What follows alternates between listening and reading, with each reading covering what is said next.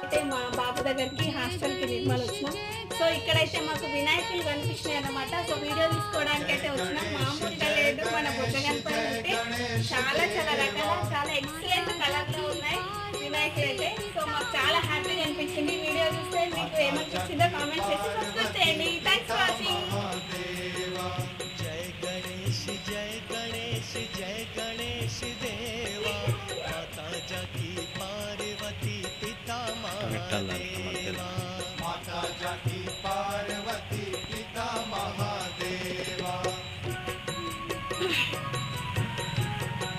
Hi అండి, welcome back.